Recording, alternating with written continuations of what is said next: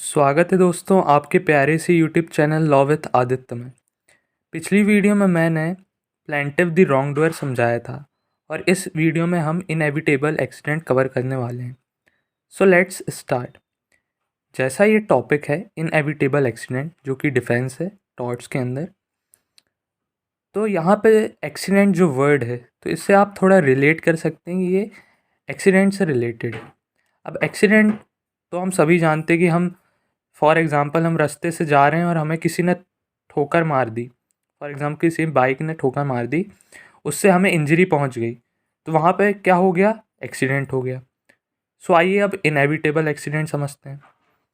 Accident means N unexpected injury and if the same could not have been foreseen and avoided in spite of reasonable care on the part of the defendant, it is inevitable accident। जैसा कि मैंने बताया accident क्या है? एक unexpected injury, आप उसको expect नहीं करते, वो हो जाता है, जैसे कि मैंने एग्जांपल दिया था अभी। और वही अनएक्सपेक्टेड इंजरी ऐसी हो जिसे हम अवॉइड नहीं कर सकते और जिसका हम पूर्वानुमान मतलब हम पहले से नहीं सोच सकते, पूरी देखभाल लेने के बावजूद भी डिफेंडेंट के पार्ट पर, तो वो इनएविटेबल एक्सीडेंट है। इसका मतलब यह है कि यदि कोई डिफेंडेंट का एक्ट है जो प्लेंटिफ को हार्म कर रहा है, लेकिन उसने पूरी रीजनेबल केयर ली थी, मतलब पूरी देखभाल से वो काम किया था और उसने ये सोचा नहीं था कि ये एक्सीडेंट हो जाएगा, और वो एक्सीडेंट ऐसा था कि वो उसको बचा भी नहीं सकता, वो उसको अवॉइड भी नहीं कर सकता। आगे देखते हैं। N inevitable accident is one that was not intended and which under all the circumstances could not have been foreseen or prevented by the exercise of reasonable precautions। मतलब इनएविटेबल ऐसा एक्सीडेंट नहीं है जो कि इंटेंशन से किया जाता है। Is one that was not intended, और वो पूरे सर्कमस्टांसेस के अंदर ऐसा होता है कि जिसका हम पूर्वानुमान नहीं लगा सकते और जिसको हम प्रिवेंट नहीं कर सकते पूरी देखभाल के साथ भी। मतलब कि वो एक्सीडेंट हो रहा है लेकिन हम उसको अवॉइड नहीं कर सकते। So move further.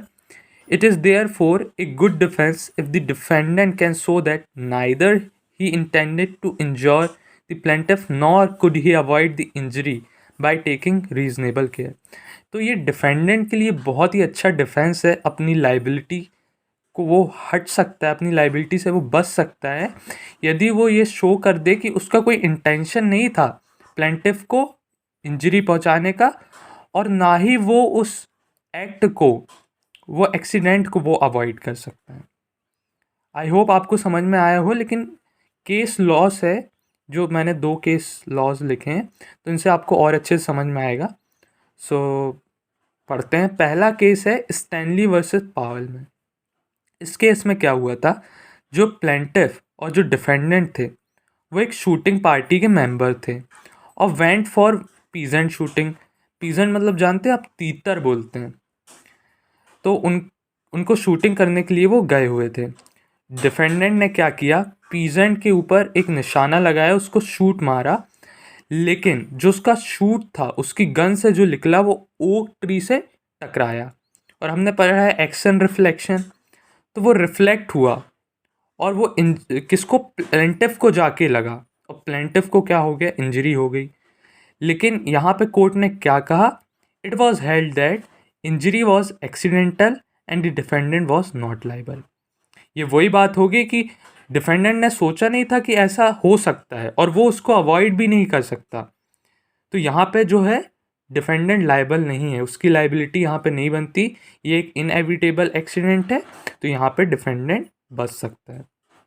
दूसरा केस है, बहुत ही इंपॉर्टेंट केस है, नाइट्रोग्लिसरीन केस। इसमें एक नोट है, आप ध्यान से सुनिएगा। Accidental damage to the property has been considered non actionable in nitroglycerin case.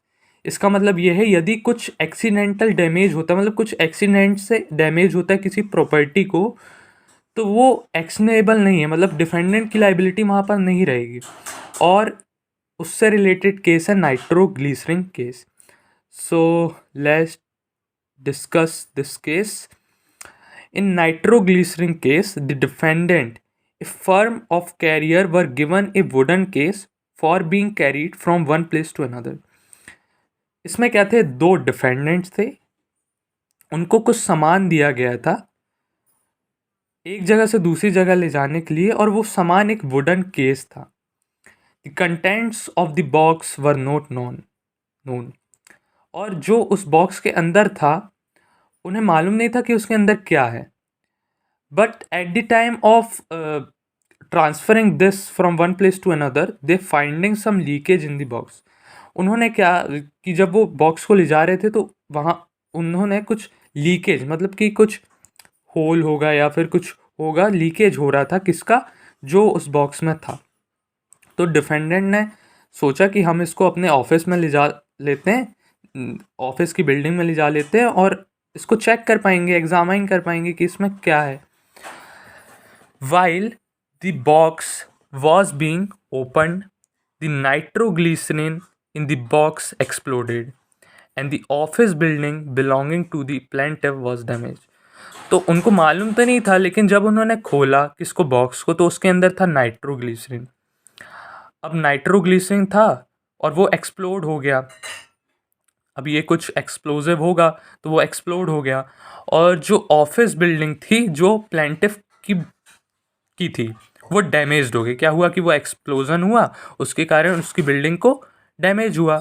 तो it was held that, court ने ये कहा, since the defendant could not reasonably suspect that the box contain nitroglycerin, they were not liable for the damage caused by accident. Court ने यही कहा कि जो defendant है वो लायबल नहीं है, क्योंकि उनको ये नहीं मालूम था कि बॉक्स में नाइट्रोग्लिसरीन है. सो ये जो डैमेज हुआ वो एक accidental damage to the property था, and it is not actionable in the case of nitroglycerin. I hope आपको ये कंसेप्ट समझ में आया होगा. Please like, share and subscribe. Thank you.